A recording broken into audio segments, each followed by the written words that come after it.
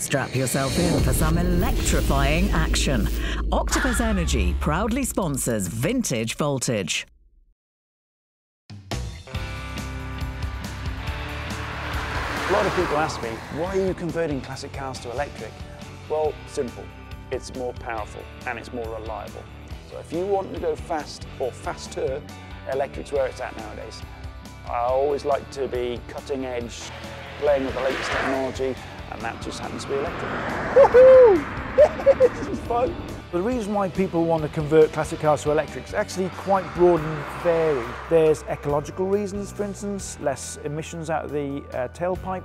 There's reliability and maintenance benefits. So you're driving a classic car which is as reliable as a modern car. And with that comes cost savings, not only because driving an electric car is about 5 to 10 times cheaper than driving a petrol car, depending upon price of fuel and price of electricity, but also the fact that you're not paying for maintenance costs and servicing all the time.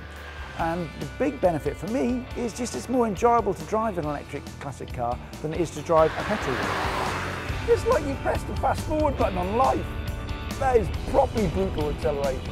Sounds a bit weird, but until you've experienced it, it's a fact. They're more fun to drive, and you really do enjoy driving them more than a petrol. You'll never get tired of that.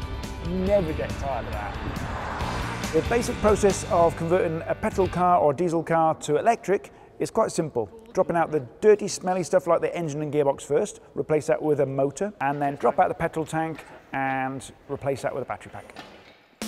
Performance-wise and range-wise, what are you after with it? 150 miles would suit me. One of the first decisions that a customer has to make with us is whether or not they want to go wild or mild. Now, mild would be something like using a Hyper 9 motor, which is like a tuned up standard motor. Now, we can get away with using those motors if we're not going to upgrade too many of the drivetrain components of the classic car. Performance-wise, I think we're looking at about 300. That's going to certainly change the drivability of the car, Yeah, I would have thought, right. for sure. If they want to go wild, then we've got to drop out the engine, the gearbox and the drivetrain, because if we're going to put 450 horsepower into a classic car, you certainly are going to be restricted by what things are going to break on that drivetrain. And as well as that, we've got to really pay attention to things like brakes, suspension and other bits and pieces. So that first question, always with the customer, wild or mild? And I always prefer wild. Just make it all a bit more streamlined. Very, very exciting project. I'm known for driving a car on the limit. Just ask any of my friends. And I've found in the past 4 or 5 years I've been driving electric cars that they just simply handle better than a petrol or diesel car. I certainly don't think we've taken it away from the Lancia feel.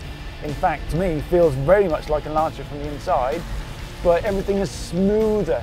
Not only because the centre of gravity is lower down because the battery pack's mounted underneath you, but also because the 50-50 weight distribution means that you can turn in beautifully into corners, and as you're going into a corner, the regenerative braking effect of the electric motor means that it really nicely, smoothly slows you down a little bit before you go into that corner and sets you up nicely.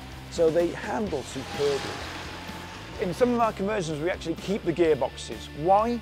Because it's simpler. We're just going to bolt an electric motor to a gearbox via an adapter plate. Yes, all we're doing for simplicity's sake is doing it that route, no other reason. Is it now?